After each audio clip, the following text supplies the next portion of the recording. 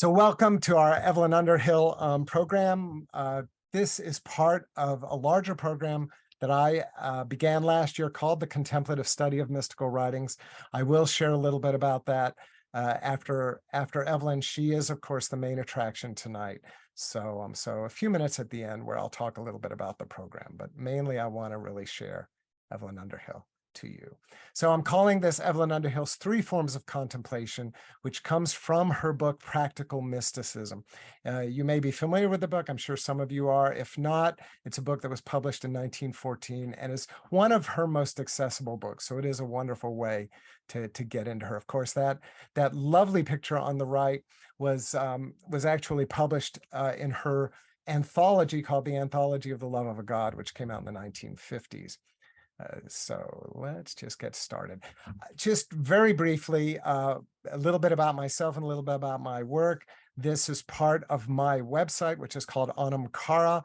And so I'll tell you a little bit more about that as we move along, but that's why it's showing up on the slide. So if you don't know me, hi, my name is Carl McColman, and I'm based in Atlanta, and I am known. Why am I here? Well, I'm a blogger. My blog is called Anam Cara. So I'm a columnist on Patheos. You may also know me from the podcast that I co-host called Encountering Silence, along with Cassidy Hall and Kevin Johnson. But I've also written several books, including The Big Book of Christian Mysticism, An Invitation to Celtic Wisdom, Unteachable Lessons, Eternal Heart, and several others. And one of the things I'm going to do tonight before the program is over is I'm going to officially reveal the title and the cover art for my new book, which will be coming out in August. So that will come a little bit later in the program. So why am I doing this? Well, just to tell you a very, very brief story. The summer after I graduated from high school, which was a long, long time, many, many years ago, right after I graduated from high school, I had a dream about the world coming to an end. And when I had that dream, I turned to a friend of mine. I confided in my friend about this dream. He said, I want to give you a book. And the book that he handed me was the book Mysticism by Evelyn Underhill. And it literally changed my life. I read that book this summer. This summer after I graduated from high school, my friend gave me this book. I read the book, and it introduced me to the world of mystical and contemplative spirituality. Of course, I write books about mysticism myself today, so literally my vocation began with reading that book. So I know it's a cliche to say a book changed my life, but in this case, it really did. It also began for me a lifelong love affair with this amazing British writer. So this is the book. Do not judge a book by its cover. I do think it is a contender for one of the most homely book covers ever created. I think the colors clash. I like the drawing of the rose, but it's kind of lost in that dark purple. But again, you know, the cover may be very humble, but what's inside it is anything but. It is just truly an amazing, amazing work of art. I noticed somebody wrote in the chat that in 1911 things were different, and that's really true. And we'll touch on that as the program continues. Again, this is a picture of Underhill. She was a very proper British woman. She was from the professional class. Her father and her husband were both barristers. She lived a very kind of middle-class life in London, and but really was a trailblazer, broke out of the mold in several very significant ways, and became somebody that is arguably one of the most important spiritual writers of the 20th century, at least in English. Okay, let me just very briefly, to not get ahead of myself. So I want to share with you a little bit about who Underhill is, an overview of her. We're going to look at some quotations from her, try to let her voice be part of this as much as possible. And then again, just kind of take a deeper dive into what she has to say about prayer. Then I do want to share with you a little bit about this program, the Contemplative Studies of Mystical Writing, how you can be a part of that. And then, you know, just a little kind of commercial for my own work, introduce my forthcoming book and the cover art as well. So, and then hopefully we'll have a few minutes before we close. My intention is for us to be done by 8:30 for some conversation and some Q&A. So, and if you stick around to the very end, actually, I'll send everybody a link. So if you have to leave, don't worry about it. But at the end, I will be giving you an invitation to download a PDF, not only about Evelyn Underhill, but also about Julian of Norwich. So that's a little bonus for folks who participate tonight. So who is Evelyn Underhill? Let's talk about her life, talk about her writings, her contribution to Christian spirituality. Again, look at this book, Practical Mysticism, which is what I'm drawing the material from for tonight. And then really kind of get into what she has to say for us, because looking at a book from 100 years ago, it's like, well, why should I care? And I hope that by the end of this presentation, you really have a sense that what she has to say about prayer is still meaningful in the year 2023 and hopefully beyond. So here's a picture of me when my hair was shorter and my belly was bigger. This was about 6 years ago, the last time I was in London. And my wife and I made a pilgrimage to Evelyn Underhill's grave. I've got a picture of her grave coming up in a few minutes, but this is in front of her house. She lived in the Kensington neighborhood of London, which is still a very, very beautiful neighborhood. But who is she? She was the author of 2 volumes of poetry and 3 novels. So she really began with a literary career. But by the time she was in her early 30s, she was writing spiritual, inspirational nonfiction. And that's really what she is now known for. More than 20 books of spiritual nonfiction, at least 2 of which are really considered classics. She's considered a leading voice in the 20th century revival of Christian contemplative and mystical spirituality. She inspired, names are coming up, but people like C.S. Lewis, Thomas Merton, several other folks, and of course, obviously myself as well. Here's a quote from one of the archbishops of Canterbury. Evelyn Underhill did more than anyone else in Anglicanism to keep the spiritual life alive in the period between the 2 world wars. So that right there, fairly high praise, but really indicating the esteem with which she is held by the religious establishment, although certainly her significance as a spiritual writer extends beyond the boundaries of the institutional church as well. Just a close-up, the blue plaque on her house. She lived in this house from 1907 to 1939. So most of her important writing was done right in this house in the Kensington neighborhood of London. So she inspired C.S. Lewis. She inspired Charles Williams, also of the Inklings fame. She inspired Thomas Merton. T.S. Eliot was a fan of hers. Alan Watts. So even when you get outside of the bounds of kind of Orthodox Christianity, Alan Watts, who's kind of that renegade hippie, he was an Anglican priest, but he became best known for writing about Buddhism and Eastern spirituality. All of these figures and many, many others certainly tip their hat to Underhill. As I've already mentioned, certainly the book Mysticism changed my life and inspired my own journey into my own spirituality. My book, The Big Book of Christian Mysticism, is in part my thank you, my love letter to Underhill. Her book on mysticism, the one that I talked about that was given to me after I graduated from high school, is she referred to it as her big book. In the published edition, it's like, I think 600, well, about 525 pages. So again, a very, very, sizable book in its own right. This woodcut is done by an artist down in Pensacola named Craig Yingst, who does wonderful. Craig is a wonderful guy. He does rock and roll art and he does Christian mystical art. So it's so you get Elvis Presley and James Brown, but you also get Thomas Merton and Evelyn Underhill. My kind of guy. So let me tell you just very briefly who Evelyn Underhill was. First of all, I have to brag. She and I share the same birthday. Not the same year, obviously. She was born on December 6th, 1875, Feast of St. Nicholas, dies on June 15th, 1941. Also a fun fact, that's my dad's birthday. Born on my birthday, dies on my dad's birthday. My dad turned 18 the day she died. She was born into a secular Victorian home. Her family were non-practicing Anglicans, but she, like many people of her station in life, she traveled with her mother to Europe most summers when she was an adolescent and a young woman. And traveling through Europe, going to France, going to Italy, places like that, she fell in love with kind of the architecture and the art and the cultural heritage of Christianity.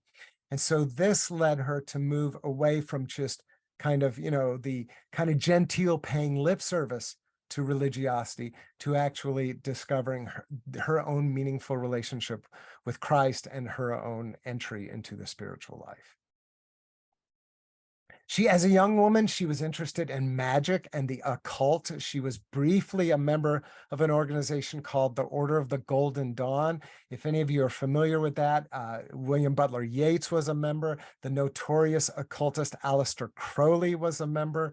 Underhill did not stay there very long. She discovered that really kind of, I guess what nowadays we might call, pagan or New Age spirituality was not her cup of tea, but moved out of that into kind of a period without any significant religious observance. Although after she began working with a spiritual director, she really immersed herself into Anglican spirituality. And as an Anglican Christian, she became renowned as a spiritual director and a retreat leader. She worked with her spiritual director. She had several over her lifespan, but the most significant was a Catholic mystical theologian named Friedrich von Hugel, famous for the book, The Mystical Element of Religion. And to von Hugel's credit, he never pressured her to become a Roman Catholic. He did, strongly encourage her to be engaged in a faith community. And so for her, that meant Anglicanism, and he was supportive of that. Among other feathers that she wore in her cap, she was the first woman to lecture at Oxford University on religion. She gave a series of lectures at Manchester College in 1921, which was then published as the book, The Life of the Spirit and the Life of Today. There is Evelyn Underhill's grave with its incredibly sexist grave marker. You notice it actually has her husband's name, and then way down below, it says his wife, Evelyn, the daughter of Sir Arthur Underhill. So she is identified by her relationships to men. It's my understanding that the Evelyn Underhill Association is fundraising to actually give her a more proper tombstone. She left no children after Arthur died. The family, or Hubert, her husband died. The family was done. But of course, she is a globally renowned figure, and she really deserves a better tombstone. So I do hope that comes to pass. This picture was taken in 2017, so I don't know if any of you have been there since then. She's buried in the parish church of Hampstead in North London. So she dies in 1941. The last 20 years of her life really represent a time of incredible engagement in the ministry of spiritual direction, but also in a demanding schedule as a retreat leader. I think it is important to bear in mind that in the 1920s and 1930s, retreat leading was something that really only clergy did. And when you talk about clergy at the time, you were talking about men. So Underhill was a double kind of revolutionary, that she was a lay person, she was a woman, but also moving into this kind of ministry that at that time was primarily the province of ordained men. So, her groundbreaking ministry is really worth celebrating. She was involved in Anglican Orthodox dialogue, always throughout her career. There's this incredible ecumenism about her.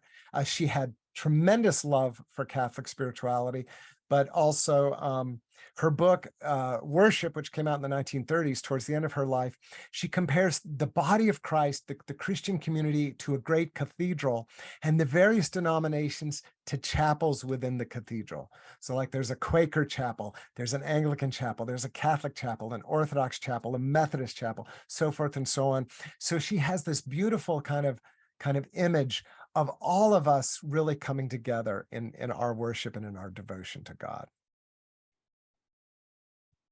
She, von Hugel felt that her life was very kind of privileged, which I think is probably fair to say, and a little bit insular. She never had children. So her whole life at that point, this is in the 20s, she was in midlife, in her 40s, she was bookish, she was a writer. And he encouraged her. He said, you need to have the hobbies that are not religious in nature. And so she took up bookbinding. Bookbinding became one of her passions. And he also strongly encouraged her, you need to spend at least 2 afternoons a week engaging in service. And so she got involved in doing some social service, working with some of the poorest families in London. And it was something that for her was quite eye-opening, again, coming from a privileged background, but certainly helped her to embody her spirituality. So yeah, the house that she lived in the Camden Square neighborhood in Kensington, London, now has the blue plaque, and I've already shown you a picture of that. Dies in 1941, interned in Hampstead at St. John's Parish Church.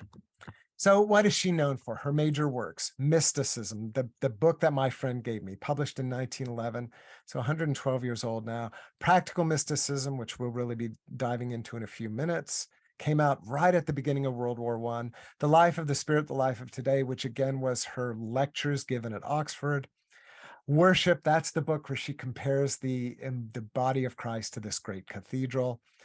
And then The Spiritual Life, which was a series of radio talks that she gave. Unfortunately, there's no recording of them. I would love to hear her voice, but that early on, I doubt if there was any recording, and the book was probably taken from her notes.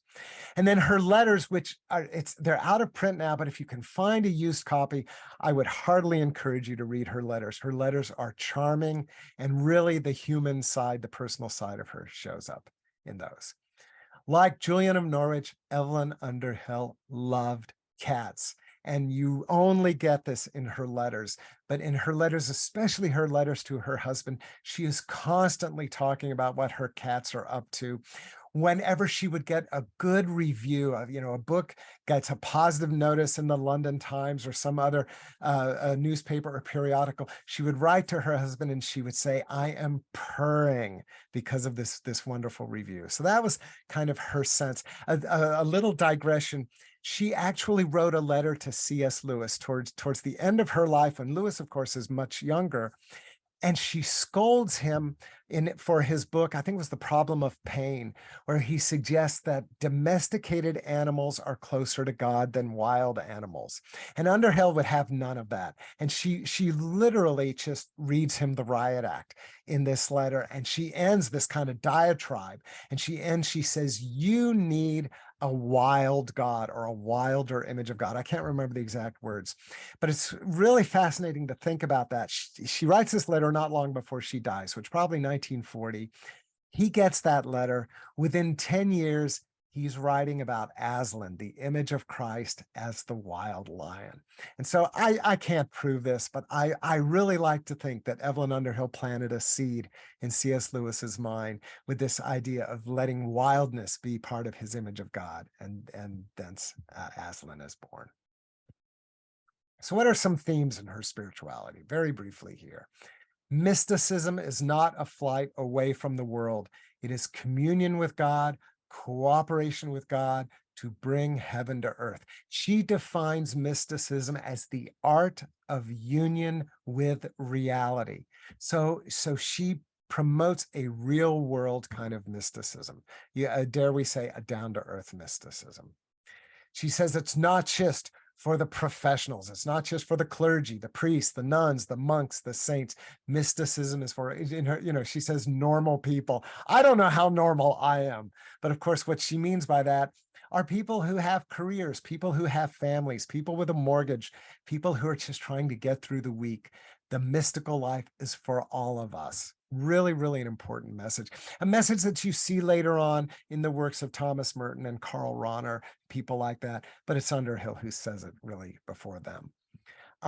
She has a high theology of art and of beauty, and she emphasizes that next to the mystics themselves, it is the artists who come the closest to the fullness of life that mysticism represents. And of course, like all the mystics, her spirituality is embedded in divine love. She says the spirit of worship is the spirit of exploration. It has never finished discovering and adoring the new perfection of that which it loves. To be a mystic, or if that word is too highfalutin for you, we could say a contemplative. To be a mystic, to be a contemplative, is to be somebody whose life is embedded in responding to divine love. Okay, so Practical Mysticism, the book that we'll really be drawing from tonight, although some of the quotes I'm going to share with you come from mysticism itself. Published at the beginning of World War II, she dedicates the book to the unseen future. You know, we read that today and we think, well, that's kind of a nice dedication. But in 1914, that really carries the weight of uncertainty of the time at which the book is published.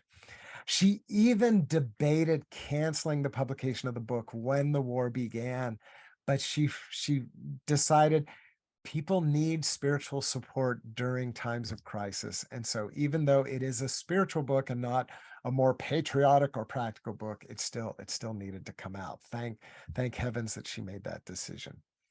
So think about the book Mysticism, the big book, as kind of the theory of mystical or contemplative spirituality. Practical mysticism is, as the title implies, the more practice oriented. I like to compare it. Mysticism is the classroom driver's education. Practical mysticism is behind the wheel. The language is dated. She uses gendered language, which I hope we all can just forgive her for that. But the book is very accessible and certainly very insightful.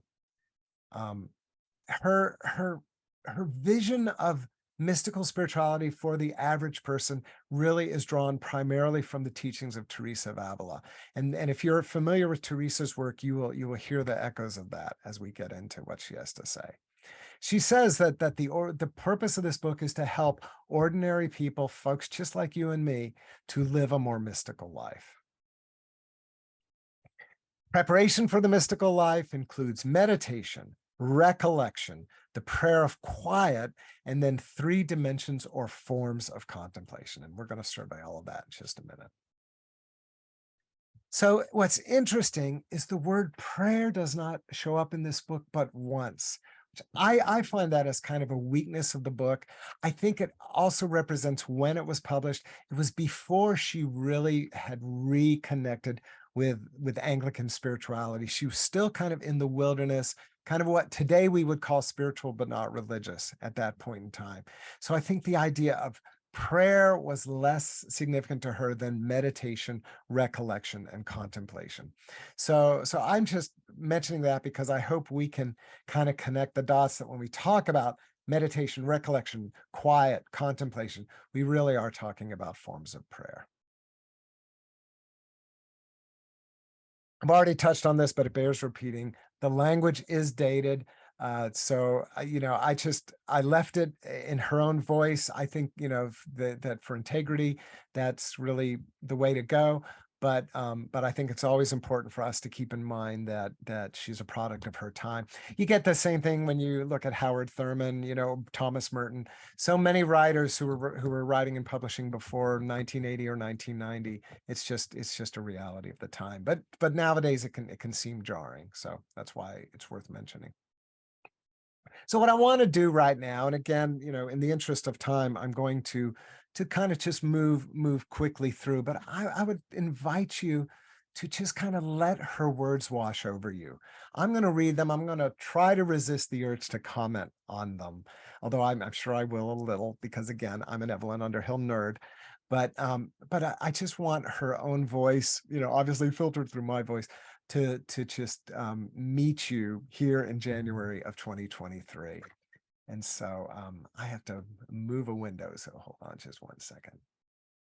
Divine love is not a single thread that links creature and creator, but rather a web that knits up the many with the one. So this comes from a book that was actually published between mysticism and practical mysticism called The Mystic Way. The Mystic Way is a difficult book.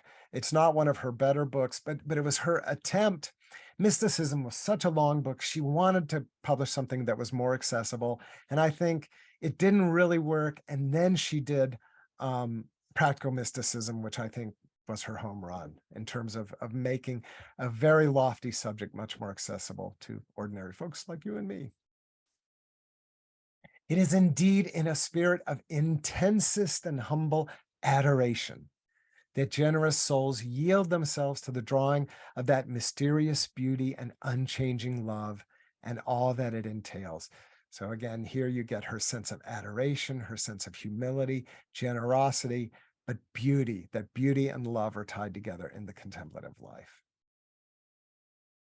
It is only through the mood of humble and loving receptivity in which the artist perceives beauty that the human spirit can apprehend a reality which is greater than itself. So again, she's comparing the mystical life to the creative life and seeing some real connections there.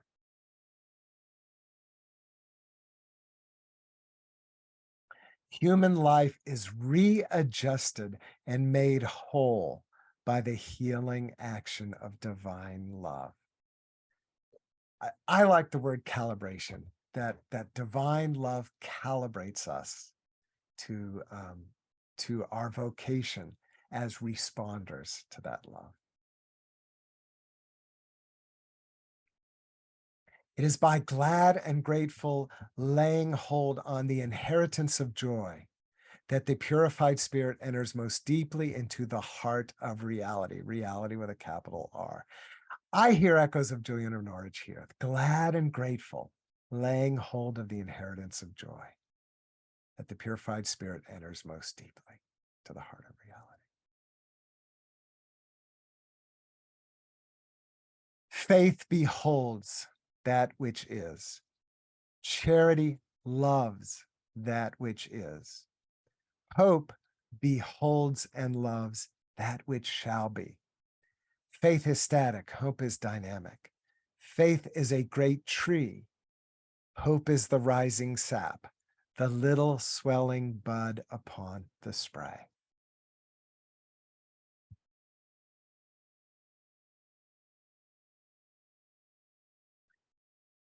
Illumination. And let me put this in context. The traditional understanding is that the mystical life moves through three stages: purification, illumination, and deification. So she's talking about that middle stage. Illumination shall be gradual. The attainment of it depends not so much upon a philosophy accepted or a new gift of vision suddenly received, as upon an uninterrupted changing and widening of character, a progressive growth toward the real, an ever more profound harmonization of the self, self's life with the greater and inclusive rhythms of existence. It shall therefore develop in width and depth as the sphere of that self's intuitive love extends. So the illumination is not necessarily a bolt from the blue. It can be as gradual and yet as significant as a sunrise. The real mystical life is the truly practical life, and it begins at the beginning, not with supernatural acts and ecstatic apprehensions, but with the normal faculties of the normal person. And then she quotes Teresa of Avila. I do not require of you to form great and curious considerations in your understanding. I require of you no more than to look. I'm reminded of the wonderful word Julian of Norwich uses, to behold. Beholding is the heart of contemplative prayer.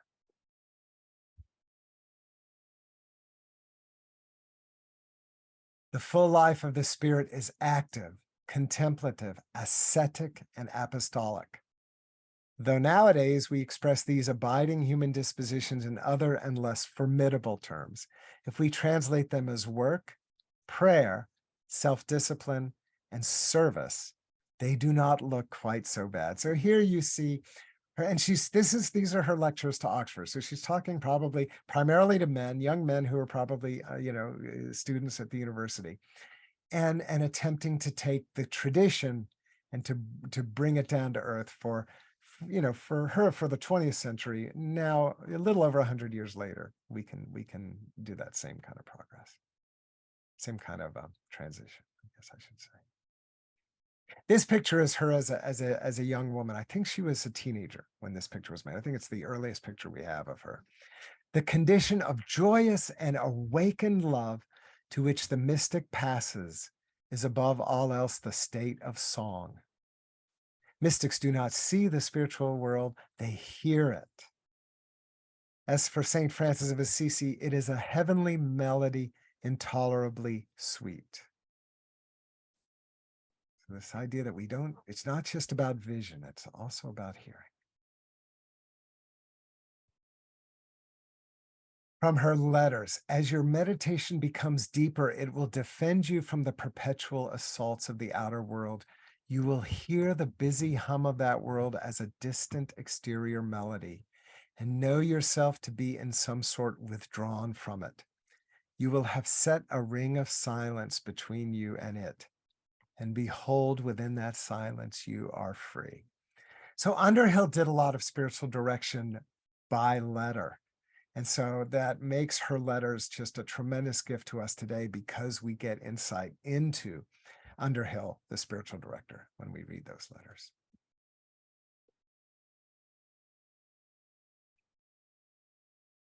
The contemplative act is an act of loving and self-forgetting concentration upon the divine, the outpouring of our little and finite personality toward the absolute personality of God.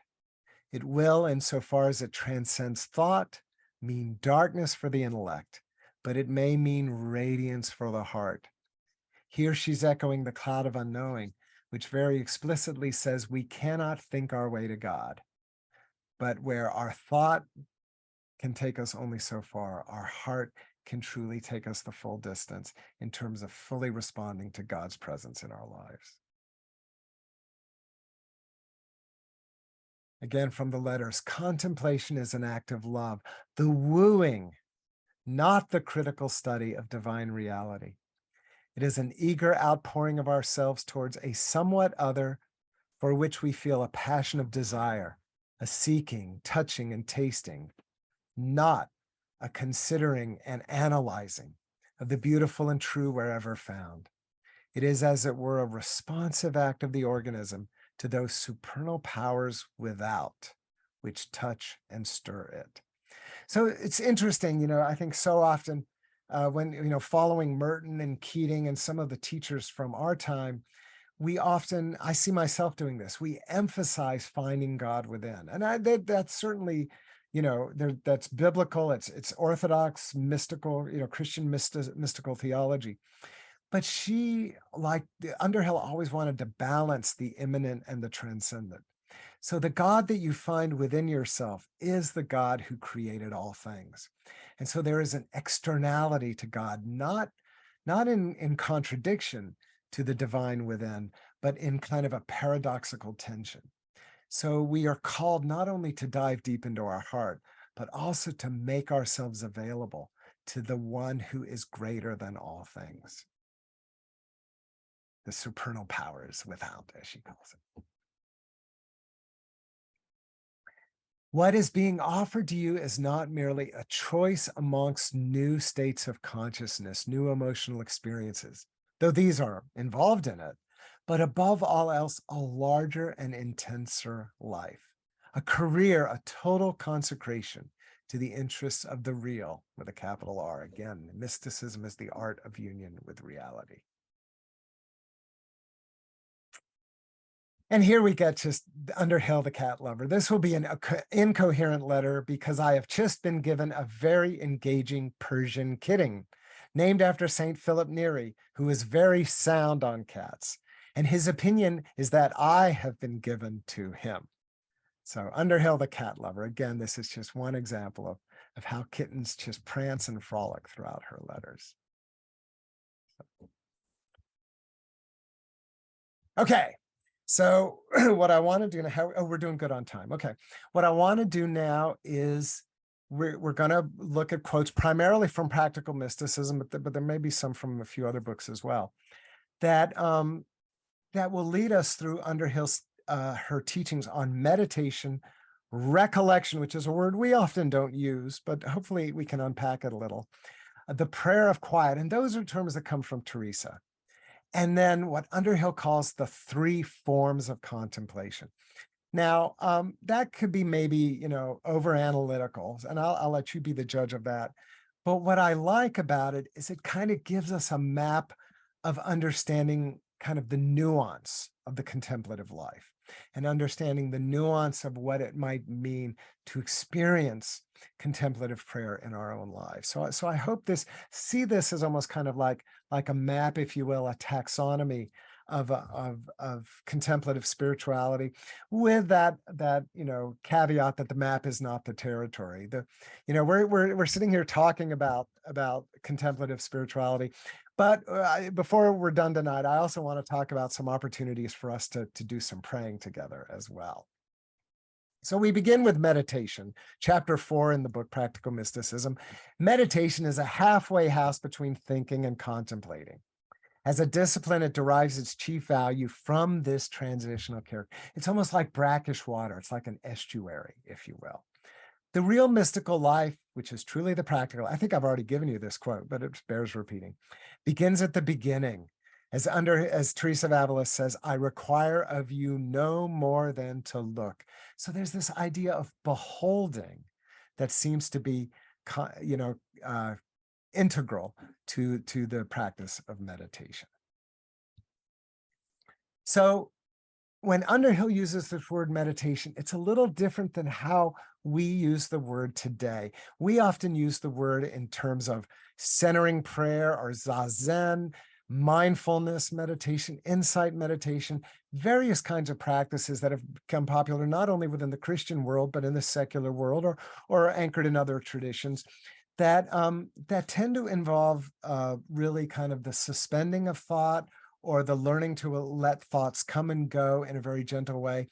Underhill is talking more about meditation as recognition, and as kind of this initial recognition that we have unduly and distracted minds and hearts. As T.S. Eliot put it, we are distracted from distraction by distraction. So we begin with the look, we begin with the glance, we begin with saying, I want to pay attention. I want to pay attention to what's going on inside of me. Why? From a God-centered perspective, because I want to give myself to God. Now, obviously, secular forms of meditation or Buddhist forms of meditation, which, if you know me, you know I'm radically committed to interfaith and interspiritual dialogue and interaction. So I don't mean in any way to criticize, but it's not God-centered. It's an awareness practice. What makes Christian forms of meditation, what sets them apart, is that it's awareness, but it's awareness always in response to the love of God. So the dawn of interior awareness is simply beholding.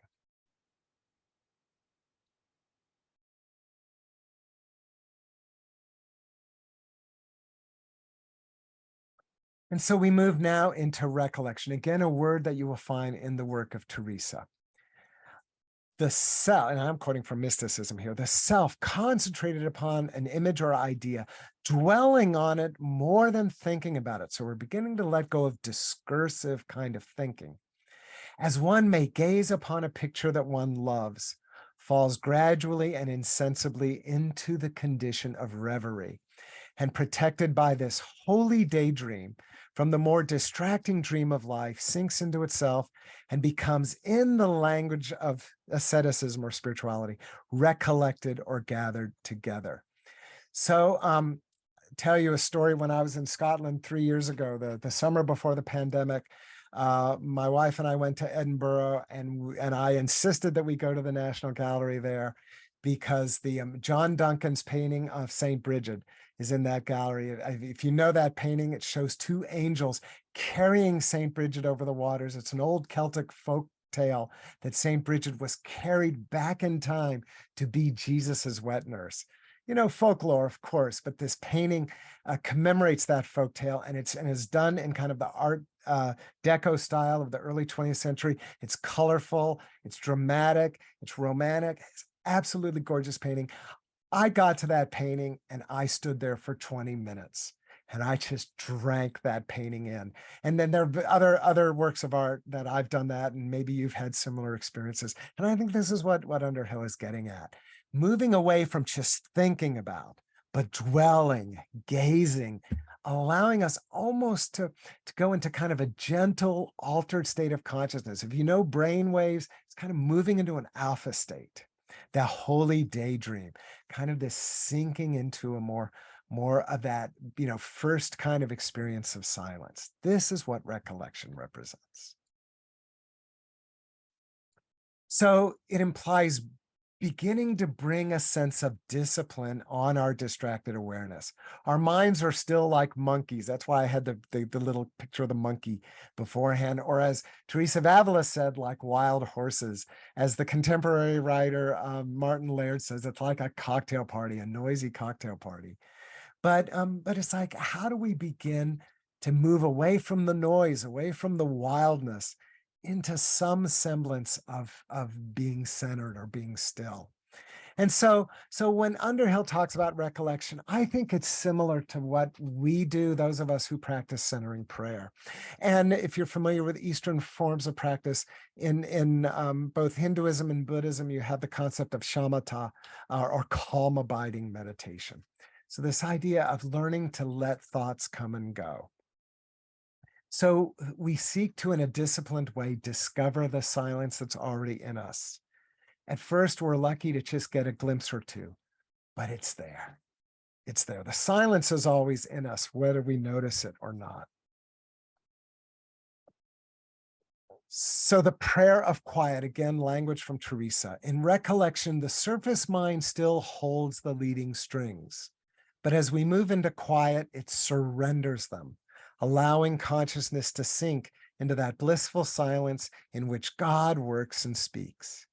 This act of surrender, I think what Thomas Keating would call the gesture of consent, this deliberate negation of thought, is an essential preliminary to the contemplative state. If you know centering prayer, the echoes to centering prayer are really uncanny here, because Keating will tell you centering prayer is not contemplation, it is preparation for contemplation, and it is that gesture of consent. So what we today call centering prayer proper is very, very similar to what Underhill, following Teresa of Avila, calls the prayer of quiet. So the person who perseveres with the recollection practice will encounter more and more, will encounter moments of grace, silence, and stillness. These, especially at first, are totally beyond our control. They are subject to divine grace. They are gifts that are given. We do not engineer, manage, or control them. But once we see the vastness of interior silence, we know it is always there, even when we cannot easily access it. If you've ever had the experience of doing centering prayer and your mind is just on fire, maybe something good happened. Maybe you just found out, that your best friend from high school is coming to visit, and you're excited. Or on a more negative note, you just got an audit letter from the IRS, or you got a jury summons or something like that, and your mind is going a mile a minute. That is not wasted time. That is still a meaningful prayer experience, because the silence in which God lives and moves and has God's presence in our heart exists in that silence beneath the noise of our surface consciousness. And that's what Underhill seems to be suggesting. So finally, we move into contemplation. She suggests in the book Practical Mysticism, she devotes 3 chapters to contemplation. And they're called the first form, the second form, the third form of contemplation. We might use words stages or dimensions. So again, I offer them to you tonight simply as a map that I hope you notice some landmarks that may be familiar for your own prayer practice. If you are new to contemplative spirituality, then I invite you to see this not as some sort of, this is the only way to do it, but again, as one person's experience that may have points of resonance with your own spiritual journey. So let's go into the first form of contemplation from chapter 7 of Practical Mysticism. You are to push back the self's barriers bit by bit, till at last all duration is included in the widening circles of its intuitive love, till you find in every manifestation of life, even those which you have petulantly classified as cruel or obscene, the ardent self-expression of that immanent being whose spark burns deep in your own soul. So what is Underhill saying here? What is she suggesting? She's suggesting that the first form of contemplation is what if you're familiar with the spirituality of Saint Ignatius of the Jesuits, in Ignatian spirituality, the phrase is to find God in all things. This is something Ignatius wrote in his letters again and again. He would counsel the people he was directing to learn to find God in all things. This is the root of the first form of contemplation. So it begins with learning to notice, learning to see what maybe when life is busy and we're going crazy, we're going 100 miles an hour, we're accustomed to ignoring. So it's learning to slow down and to pay attention to something that's always there, but that we often miss. Saint Benedict says, we believe that the divine presence is everywhere. Julian of Norwich, the fullness of joy is to behold God in all. So this echoes again and again throughout the contemplative tradition. I think certainly you have in scripture, you have this idea that it is in God we live and move and have our being. What does that imply? That implies that God, the fancy word is omnipresent. God is everywhere. The question is, are we opening our attentiveness to begin to recognize that divine presence? So the first form of contemplation, this beginning to have a sense, this is where I find God, that I'm sensing God's presence. Maybe it's in my heart, maybe it's in nature, maybe it's in a cat or a baby or somebody who's sick, somebody who's suffering, wherever it might be. It literally can be anywhere. I once heard Barbara Brown Taylor preach a sermon in which she talked about finding God while cleaning out the litter box. I'm sure Evelyn Underhill would have approved, but I don't know that I've ever had a mystical experience cleaning out the litter box. But that literally God can come to us in the most humble moments of our lives. The second form of contemplation.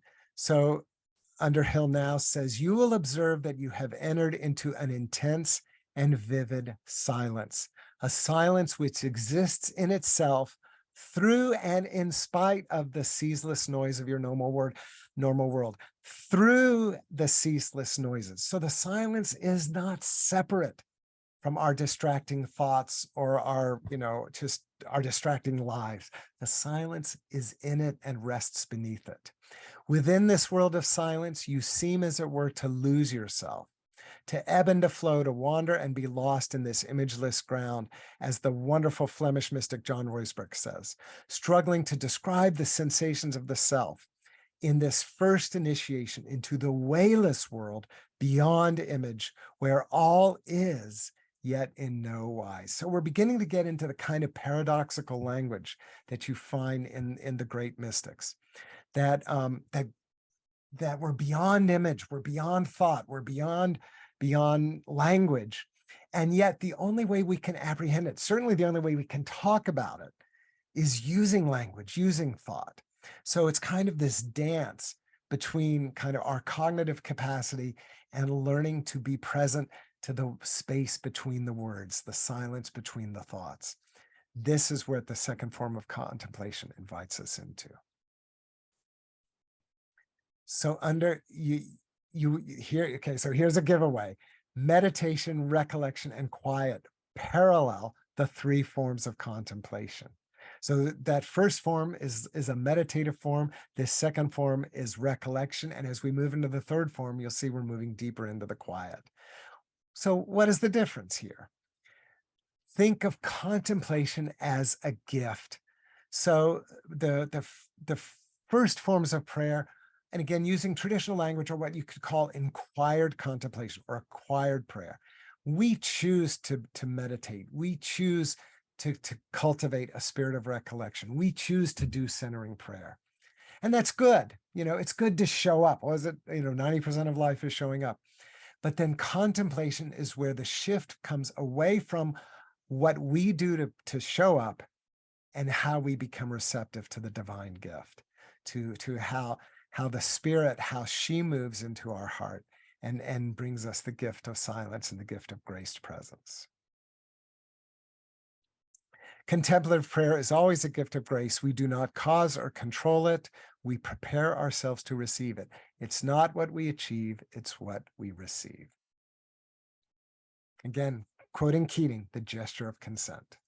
So now we move into the third form of contemplation, which Underhill describes as an attitude of perfect generosity, complete submission, willing acquiescence in anything that may happen, even in failure and death. Is here your only hope? For union with reality can only be a union of love, a glad and humble self-emergence in the universal life. You must, so far as you are able, give yourself up to die into, melt into the whole, abandon all efforts to lay hold of it. It's not something we grasp. It's something we allow. It's something we give ourselves to.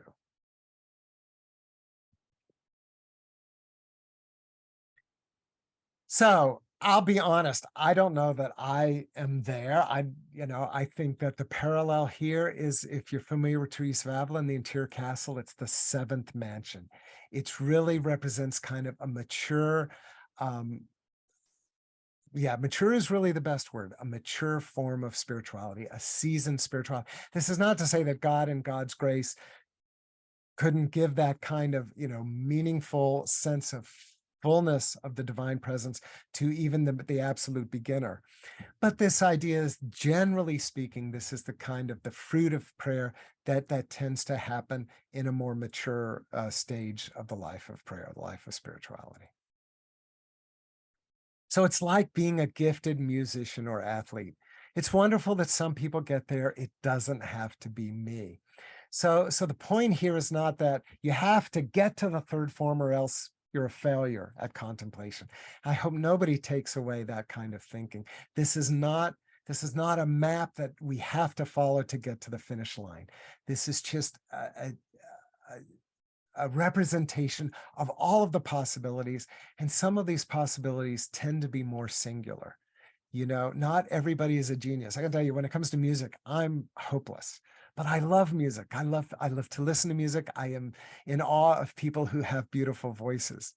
And so, God didn't give me a good voice, but God gave me ears to appreciate a good voice. And I think mystical spirituality is kind of the same way. I'm no Teresa of Avila, I'm no Thomas Merton, but by the grace of God, I can appreciate their wisdom, and it can inspire me in my more down-to-earth prayer. Underhill points out that the paradox of the third form of contemplation, like all of contemplation, is that it is entirely beyond our control. We open ourselves to it, and then we trust God to give us what we need, which may or may not look like anything on this map, for that matter. So let's summarize this. I know this is a lot of material. If we are recording this, so I will make this video available. And like I said, I've got a PDF that I'll share with you that will also give you a lot of these slides. It's not exactly the same, but a lot of them. So what is it that Evelyn Underhill is inviting us to do in our spiritual life here? She's inviting us to learn to pay attention. To show up, as it were, to give ourselves the pause. I have a friend, Caroline Oakes, who might even be here tonight. Caroline has written this wonderful new book called The Practicing the Pause. And it's looking at kind of centering practice in the light of Jesus's own spirituality. Really wonderful book, and contemporary kind of brain science. So it's definitely one I would recommend. So this idea of the sacred pause. Then to embrace some sort of an intentionality, some sort of a discipline, some sort of a practice. So I'm not just showing up, I'm continuing to show up. This is something that I do over the long haul. Mystical spirituality is not something you go to a weekend workshop and you've got it sewn up. It's something that you give yourself to. It's like, okay, this matters to me. I want this to be a part of my life. Think about monks and nuns who give themselves to life in the cloister. I'm sure there are probably some monks and nuns on the call tonight, but probably most of us are not called into consecrated life. That's fine, but we can still have this kind of self-giving as defining our prayer life, our spiritual practice. And then finally, beyond paying attention, beyond our efforts, our disciplined efforts, comes that graced ability to simply settle in. This bullet, which of course are my words, but it reminds me of the Yoga Sutras, where in the Yoga Sutras it says that yoga is the settling of the mind into silence. I think we can say the same thing about contemplative Christianity, contemplative prayer. Contemplative prayer ultimately is the settling of the mind into silence. And then finally, contemplation itself is grace. We prepare for it. We may yearn for it. We may ask for it. But ultimately, it is God who directs our contemplative experience. And a final word from Evelyn Underhill. Remember, God is acting on your soul all the time, whether you have spiritual sensations or not. I think that's really helpful, especially in our day and age. We live in an entertainment culture. We live in a culture that loves the flashy, the big extravaganza, Taylor Swift and her concert with lights and dancers and pyrotechnics and all that kind of stuff. Hey, I'm all for entertainment. But the reality is that the contemplative life is a life of simplicity and humility. Humility, not in the terms of kind of like self-abnegation, but in its truer and deeper sense of being down to earth. Humility is like being a hobbit. It's gardening, it's cooking, it's taking care of the house, it's changing the diapers. That's humility. Humility is the stuff of life. That's where the spiritual life operates. And so remembering that we don't have to have the big, flashy, mystical experience in order to be a contemplative, because God will work in our hearts with or without the kind of spiritual, light show, as it were. So that's our final thought for tonight. So what I want to do is, if you could just give me a few minutes, I would like to just talk a little bit about the Contemplative Study of Mystical Writings, a program that I began last year, and obviously invite you to participate in this program this year and to share with you what we're going to be doing in 2023. This began last year, and I'm going to apologize if the title of this book freaks you out. Trust me, I have read this book 5 times. I'm finishing up, or not quite done yet, but finishing up a year-long study of this book. It is an Orthodox Christian book on mystical theology. It's not, some sort of, fortune-telling book. In fact, the author is really, he's kind of contemptuous of fortune-telling. I don't think he needed to go there, but really he's just using the images of the tarot cards as kind of a framework to teach really rather profound mystical and contemplative spirituality.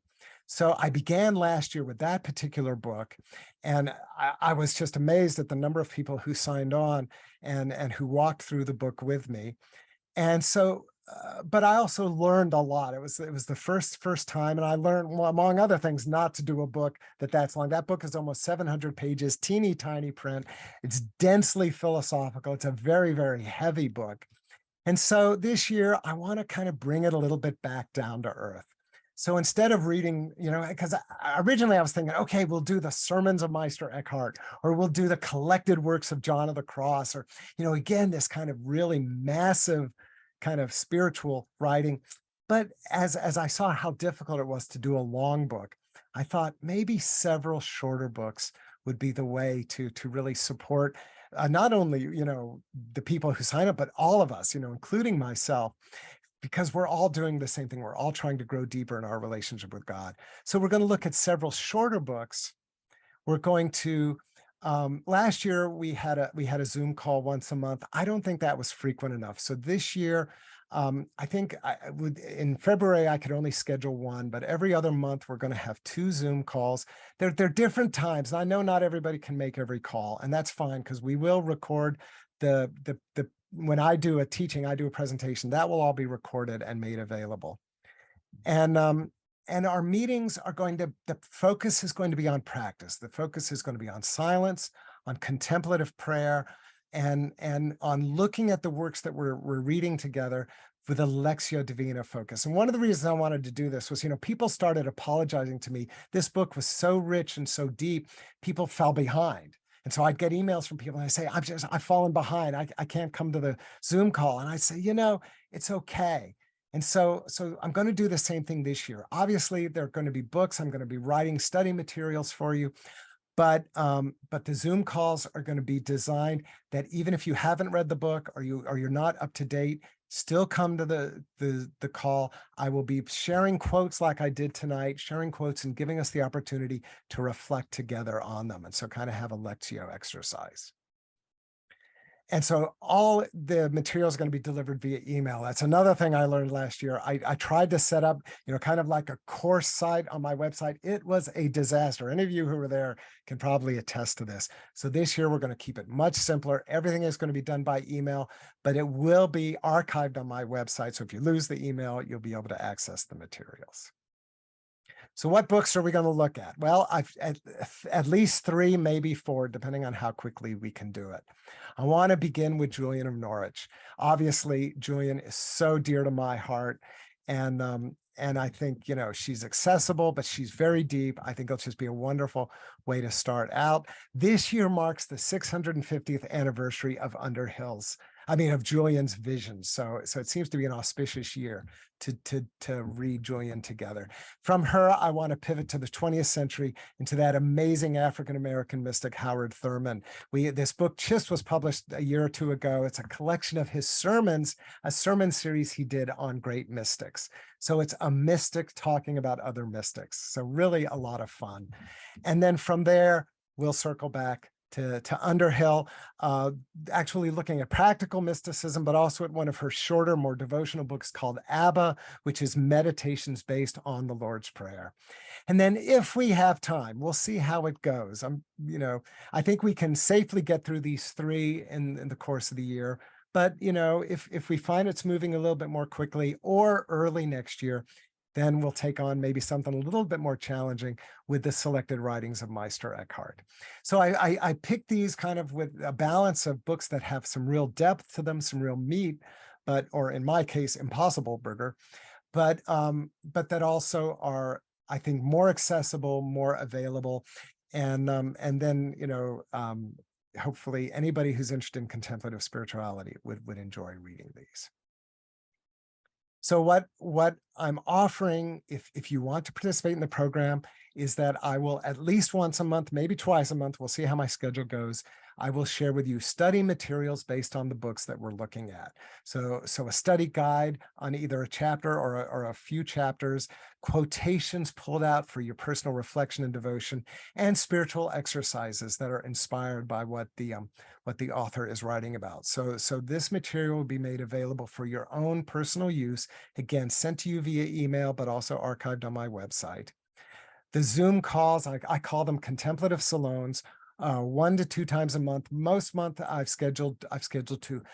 There'll be 90 minutes. They will include centering prayer. So there will be time to practice together, some Lectio practice, maybe one of the exercises that I've sent on you on PDF, an opportunity. So the focus will be on practice. I call this contemplative study, but please, there's no continuing education credit. I'm not a lecturer here. The point is for us to come together, to pray together, and to reflect together on these amazing writings. Video recordings of the Zoom calls, at least of my part of the Zoom call, will be made available. So if you miss the call, you'll still be able to at least get that material. And then if you sign up this year, you'll have access to the meditations on the tarot. So if you want to go back and do that, that will be available to you. Obviously, the Zoom calls, it's just recordings now, but all of the PDFs, like I say, we're still going through it. It was so rich. I think I still have 4 or 5 more units, but they should be done by early March. And so all of that material will be available to you as well. And then also, if you do this by joining my Patreon account, and I'll share what that is in just a minute, there will also be some bonuses available to you through Patreon. Okay, so what's the catch? You're like, what is this going to cost me? Obviously, this is a fundraising opportunity for me, so I just want to be honest about that. But let's acknowledge that there are people doing programs like this that charge $1,000 or more. I've seen similar programs as high as $5,000. No way. I could not sleep at night if I was trying to get that kind of money from people. So, compare it to doing the spiritual exercises of St. Ignatius here in Atlanta, that costs $900. So, so robust programs, obviously you can make a significant commitment. Last year, I charged $299, but this year it is going to be a little bit of a simpler program. So I've lowered the price. If you want to just buy it through my website, it's $249. But what I really would invite you to do is to join Patreon, where you can do it for a monthly membership of $20 that could be canceled at any time, or an annual fee of $204. So, so I'm hoping that seems like a reasonable value for you. So what is Patreon? Okay, let's talk about that real quick. Patreon is a website that was created to support bloggers, musicians, artists, and people like that. And I've been on Patreon for almost 6 years now. It is how my blog is funded. So if you've ever been to my blog and you've enjoyed reading it, you can thank the people who support it on Patreon month after month after month. So you can get the contemplative study $20 a month or $200 a year, $204. You save 15% if you do the annual plan. If if the idea of signing out is something where you're going to get charged again and again, if that just is not, part of your religion, then you can do the one-time fee on my site. Finally, I really want to emphasize that this is a ministry. So if the money is a barrier, please reach out to me and we'll work something out. Because yes, obviously I need to eat and I'm looking for funding for my work, but I also want to make this available to anybody who truly wants it. So I really want to be clear about that. You can join Patreon if you just want to support me, God bless you. But if you can join Patreon as low as $10 a month. So that option is available too. If you join Patreon, there are some bonuses as well. And then last year I didn't do as much of it, but this year I'm writing a book on, the working title is Read the Bible Like a Mystic. There on Patreon over the next 8 to 12 months, I will be posting first look at the writing for that book. So if you're interested in that topic, Patreon is a way for you to kind of get a front row seat. And obviously I'll be looking for your feedback. So new writing is available exclusively to Patreon members. Thank you gifts. If you register through Patreon at that, even at that $10 level, but at any level, I'm going to send 12 prayer cards to you. And then if you sign at the $20 or $200 a year level, you get 2 autographed books from me. You get to choose one in February, and then in August, you will get an autographed copy of my new book. And so, speaking of which, I would like to formally announce my new book. Coming in August, drum roll please.